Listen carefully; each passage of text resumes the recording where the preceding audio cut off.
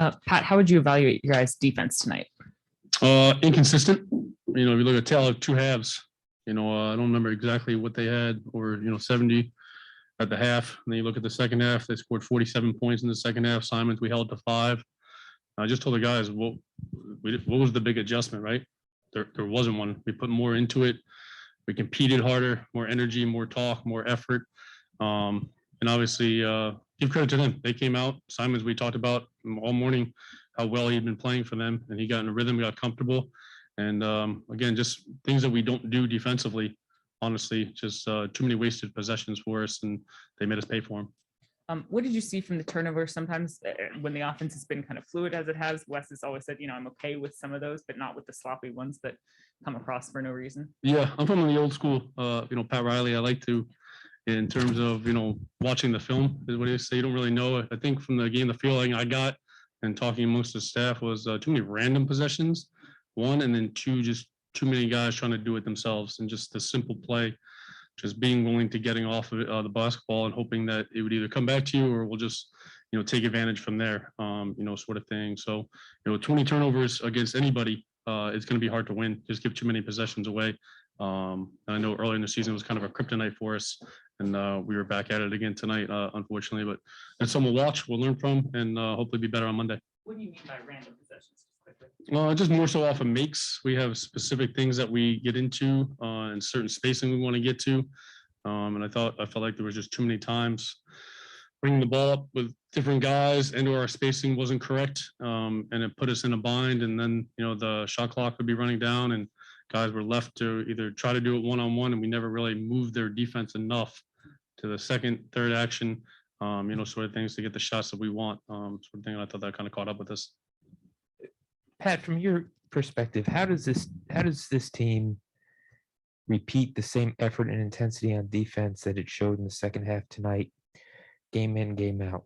I think it just starts with a full commitment, to be honest with you, Josh. It's in every possession league. It all matters. We've seen it throughout this year. In the last couple of years, 20-point leads early in the game. These are the best players in the world for a lot of reasons, sort of thing. And tying the first half into the second half tonight, I think that was the biggest thing, right? We saw it a couple of games ago, home game here. I don't remember exactly who it was, but our energy changed, our commitment changed, our disposition changed. And sometimes it could be 1 or 2 guys that can change it. With Spencer here against Shea Gilgeous, in OKC just the other night, sort of thing, and kind of changed the whole momentum. And we needed that. We need more of that from the start as a collective group to help us be more consistent on the defensive end.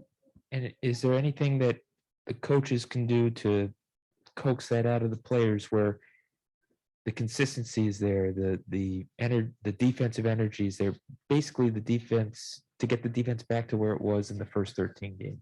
I just got an opportunity to coach my first game. If there is, and there's a magic something wand or something we can, throw out there and it would change like that. But I just think it comes from the everyday habits, the film, the communication, whether it's in a walkthrough, it's in a drill, it's in a practice, walkthrough in a ballroom on the road. It all matters. It's got to matter to us, whether you're in it, you're on the sideline. It's got to mean something to you in that moment, and then it's got to be carried over and be able to execute, night in and night out. And until we get that type of thing, we'll have performances like this and inconsistent effort. It's going to be hard to win consistently. How's the coaching staff viewing kind of piecing together rotations and lineups right now with so many players, so many options, and also, of course, Rui and Thomas back? Yeah, honestly, we're no excuse organization and no excuse, staff. It's not ideal as we're trying to get some guys, as you mentioned, back from injuries, find them minutes, find them a rhythm, sort of thing. And kudos to Aaron Holiday, staying ready. I talked to him this morning.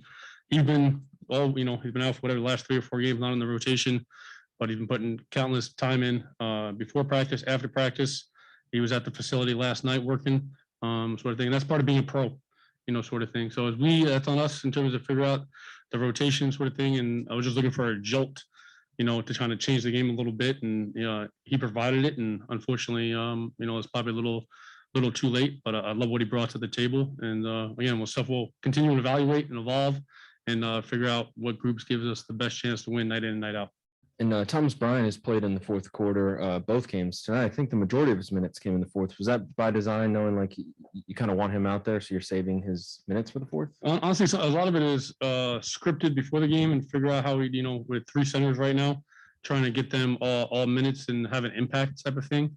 But honestly, when we get to the fourth quarter, it's more of a feel type of thing, and out there, and he hadn't been yet in the second half. And then again, I think those guys, both him and Rui, are doing a lot of good things. I know that they're such competitors; they want it so quick to be right now in terms of what they're used to doing, and they'll get there. We don't doubt that. But it just kind of worked out that way tonight for TB.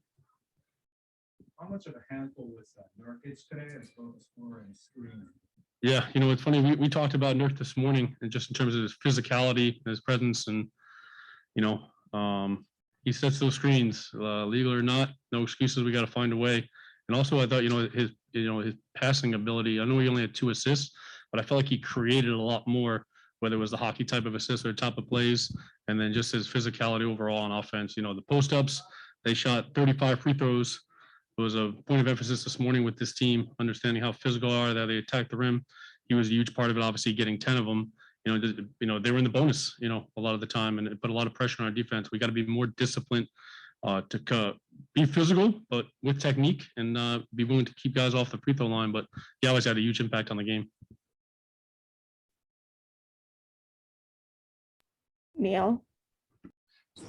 Hey, Coach, how would you assess Denny's confidence within a game versus, say, game to game, and how do you try and just keep that a little bit more consistent for him? Yeah, I think Denny's honestly, I think he's a really confident player. So he puts a ton of work in. He has a full support of our staff and the organization, sort of thing. He asks a lot of questions. He wants to know how, when, why, which is part of his growth. And sometimes I just tell him that there's just nights that it's not something you did wrong. It's just, we're trying to find a group or something to kind of get us over the top. But Denny's going to be a good player in this league for a long time. We know that, sort of thing. And I know he's going through a little bit right now. He wants to stop everybody on every possession because he cares about winning, sort of thing. So he'll help us. We know that, and he'll be in the mix. And we look forward to, responding as a group collectively on Monday. Thanks, Coach. Pleasure. That's it, Pat. Thank you for your time. Okay, appreciate it. Hey, Kuz, just generally, what do you think made the difference for them tonight? Oh man, we had a bunch of turnovers leading with me. I think that was one of the keys. I felt like they were giving us the game.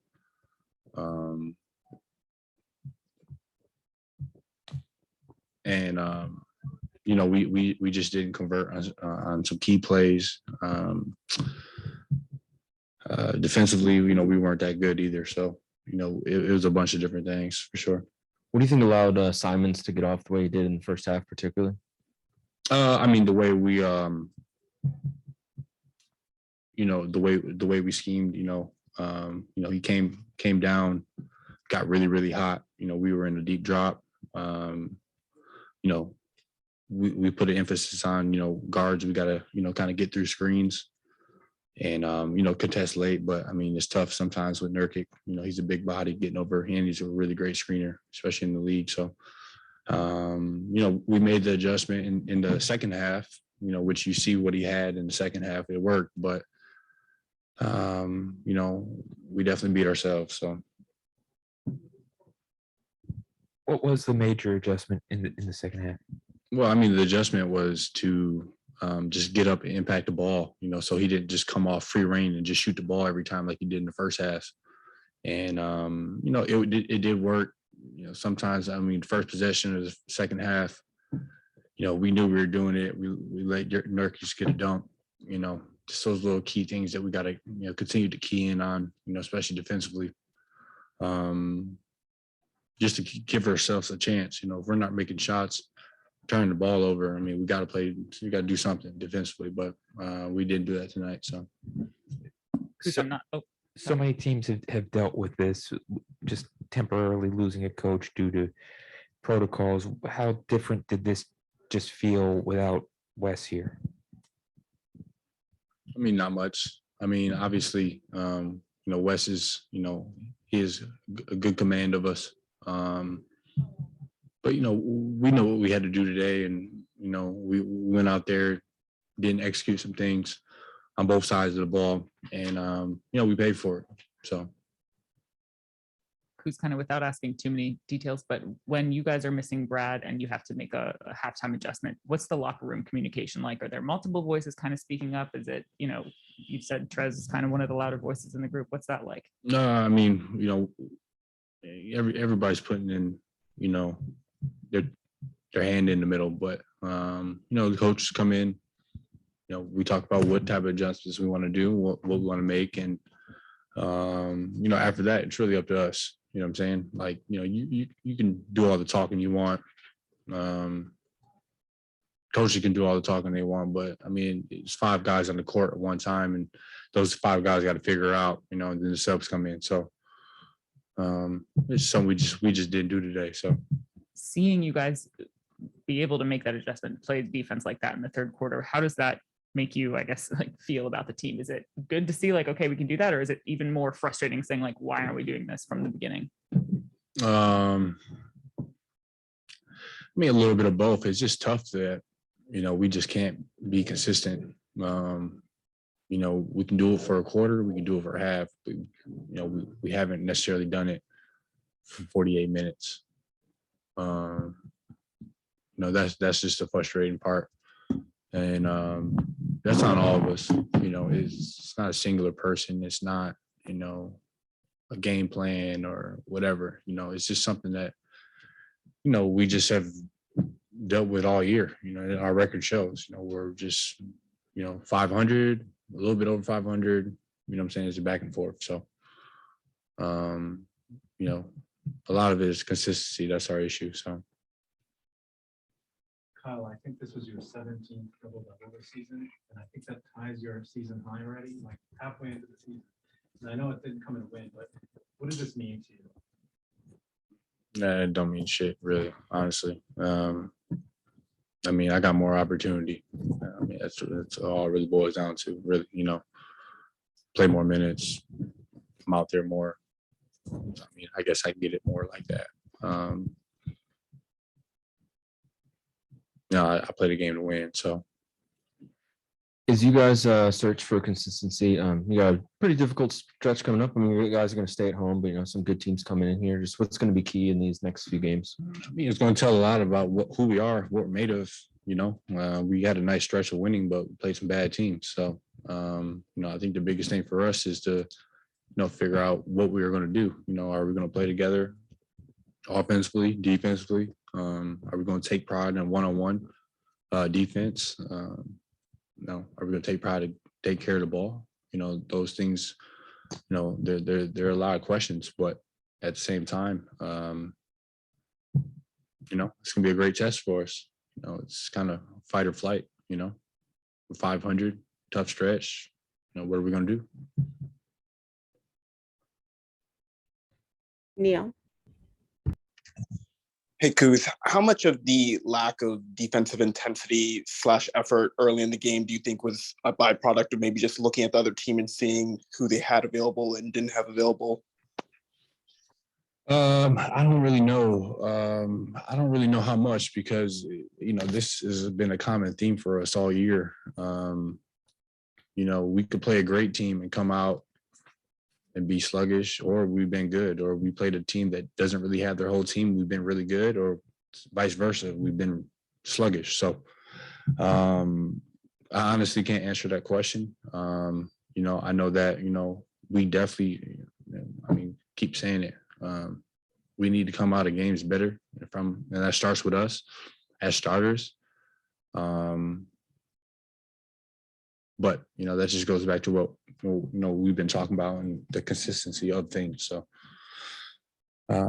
just tough to, put a nail over it. So. That's it, Kuz. Thank you for your time. Yeah. What do you think made the difference for them tonight? Jeez.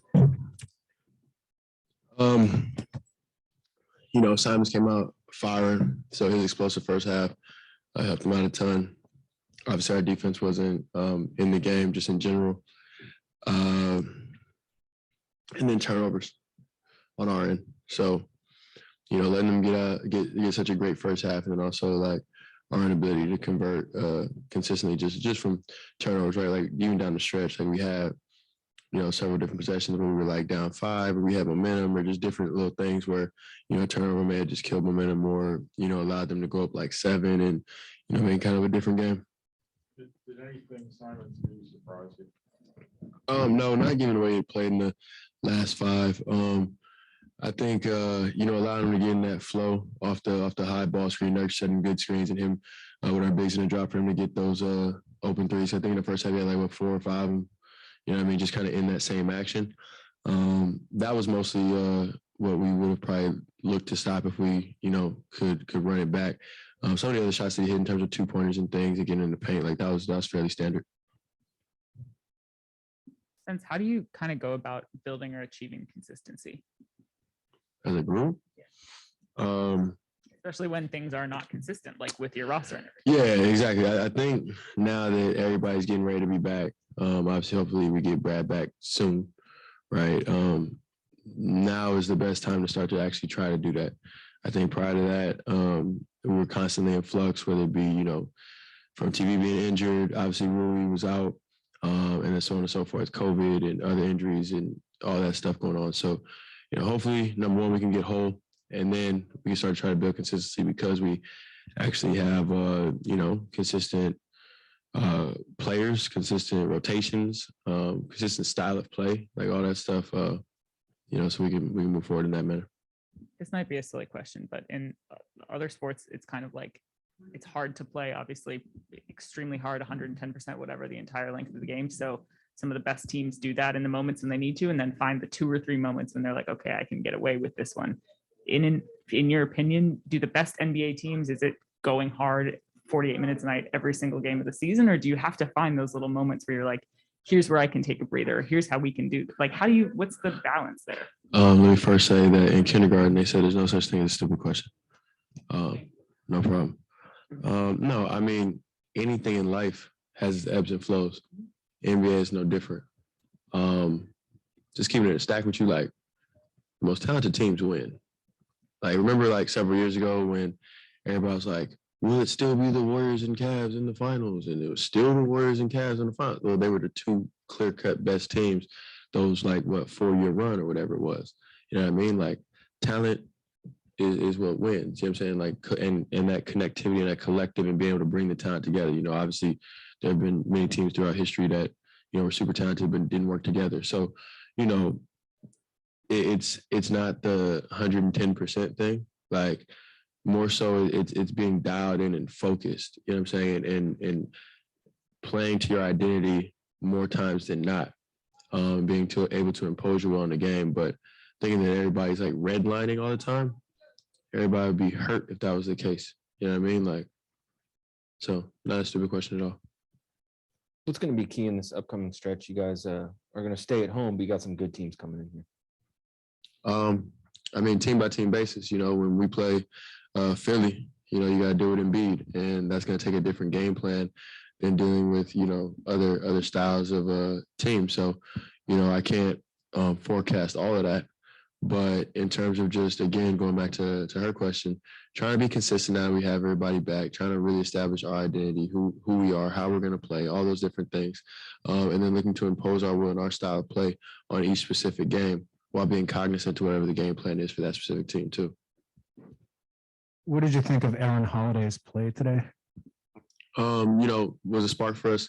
Definitely helped get us back in the game, speed up the tempo a little bit while they were kind of running that zone, and just had overall good decision making for us. So, it's a welcome sight to see. It's definitely hard to be on the bench and then be called upon in tough moments, and he definitely showed up tonight. So, definitely hats off to him. Neil?